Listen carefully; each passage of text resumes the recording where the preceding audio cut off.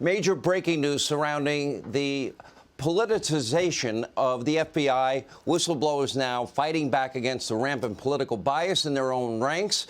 According to a new bombshell report from the Washington Times, top FBI agent Tim Tebow, like the quarterback, was reportedly escorted out of the Washington field office on Friday, but 2 or 3 other agents, they took him out. He's now accused of, quote, political bias in handling the investigation of Hunter Biden's computer laptop. Now, this is the high-ranking agent who allegedly attempted to slow-walk the Hunter probe in 2020. Now, tonight, Fox News has confirmed that Tebow is no longer with the Bureau. We did reach out to the FBI for a statement. They declined to comment. Former President Trump, he's speaking out, blasting the bias and abuse of the FBI. Quote, tonight, sadly, we have seen this before. Former top agent, by the way, Peter Strzok, was also once escorted out of the FBI Bureau, you might remember, for political bias. Remember, prior to the 2016 presidential election, he texted his colleague, his lover, Lisa Page, that he had a plan to stop Trump from ever becoming president. We'll stop him. He also texted about an insurance policy if her policy that they discussed in Andy's office didn't work. In other words, the Russia hoax to smear, slander, besmirch Donald Trump in the unlikely event that he does become president. First, of course, to prevent him from ever becoming president. After he was fired from the Bureau, Strzok was rewarded with a lucrative book deal and numerous appearances on fake news CNN, MSDNC, where far-left political bias is revered and admired. And the anti-Trump witch hunts at the FBI never stopped. Director Wray failed this country. And this brings us to the Mar-a-Lago raid. Despite heavy redactions from the DOJ and the affidavit, we can now see that the FBI relied on speculative news articles to justify their raid. This is insanity. This is what the FBI has now been reduced to, quoting America's abusively corrupt and biased news media. And remember, which was a raid in search of documents requested by bureaucrats at the National Archives. As the Wall Street Journal put it, quote, the Mar-a-Lago affidavit, that's all there is. The redacted 38 pages add to the evidence that the FBI search was really all about a dispute over documents. And late last week, retired Assistant Director of the FBI, Kevin Brock, he had this to say. Listen closely. The FBI should not have participated in this investigation. It was, to your earlier point, it was initiated by the National Archives. It is something that needs to be settled along established routes in that regard that have been traditionally used. There was no need for law enforcement involvement in this, and there was certainly no need for an invasive search of the residence. I think they're going to regret this. Many people, even on the left, said if there's no smoking gun, if there's no real meaty violation here, this is not going to go well. In an op-ed, Brock declared that the DOJ has no case against President Trump, and now we're learning the FBI, quote, accidentally seized privileged documents from the president's home during their fishing expedition, including attorney-client material that law enforcement is prohibited from ever viewing, ever. In other words, a very clear violation of the Fourth Amendment. That's why you don't have broad, sweeping warrants like this one signed off by a magistrate that hates Trump, loves Obama, and already once recused himself from a case involving Donald Trump. But the DOJ, the FBI, they don't want a special master to review this case as requested by President Trump's attorneys. Instead, they simply want us to trust them. They already read it all anyway. They've had enough time, including material of President Trump's that was attorney-client privileged. This is the same organization, the same FBI that brought you, let's see, Andrew McCabe and Jim Comey, Peter Strzok, Lisa Page, the Russia collusion hoax, the Mueller witch hunt, the FISA court fraud and lies to the FISA courts, pre-dawn raids with guns drawn, 30 people at a time, fake news CNN cameras at Roger Stone's raid, then the Paul Manafort raid, then other Trump associates. The same organization that let Hillary Clinton off the hook for mishandling a ton of top secret and classified materials on an unsecure private server, multiple servers actually, because according to Comey, no reasonable prosecutor would bring a case.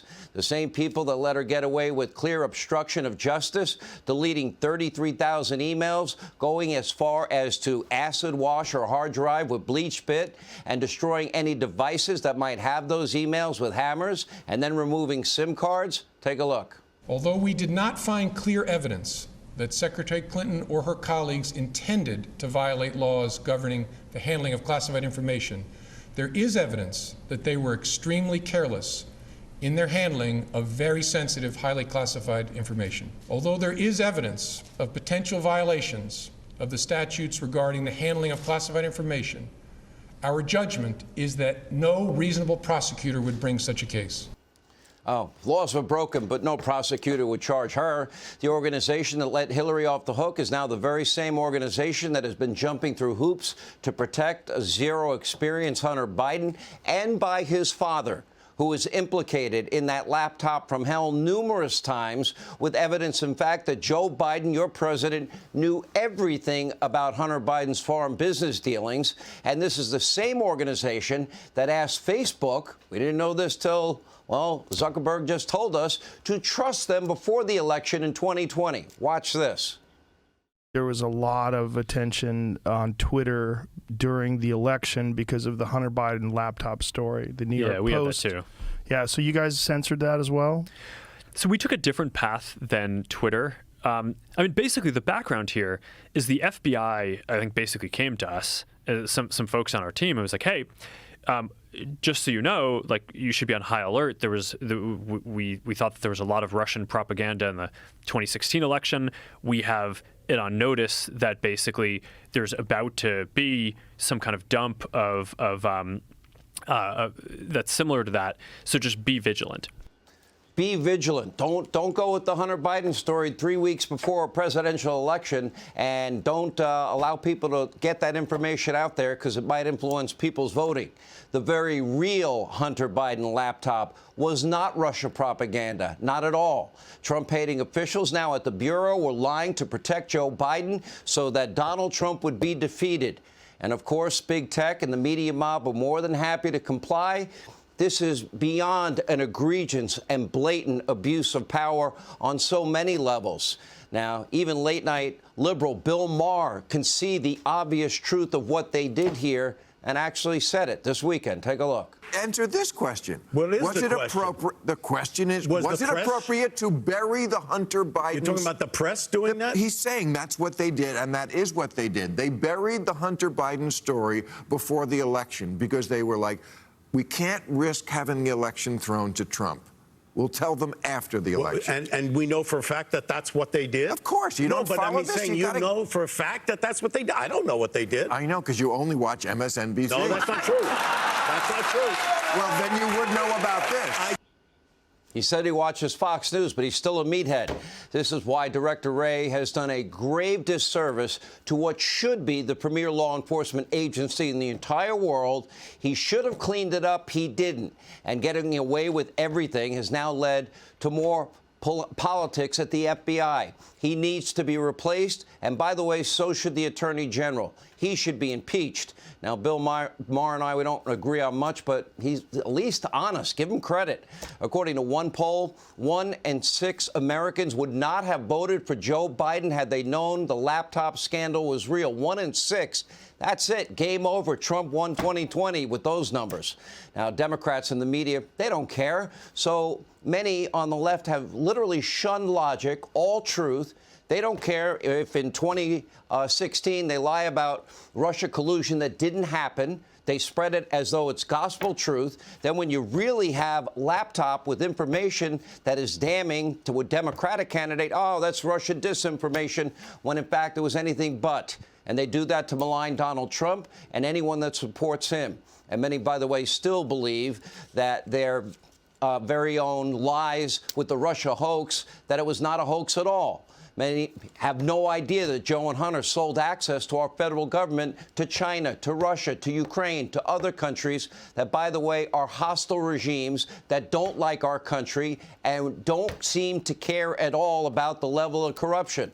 For them, it's a means to an end. Destroy Trump at all costs. Right on cue at MSDNC, a pundit who claimed the Hunter Biden laptop was Russian disinformation has now been tapped by Joe Biden to serve on the Intelligence Advisory Board. That needs to be stopped. Hey, Sean Hannity here. Hey, click here to subscribe to Fox News YouTube page and catch our hottest interviews and most compelling analysis. You will not get it anywhere else.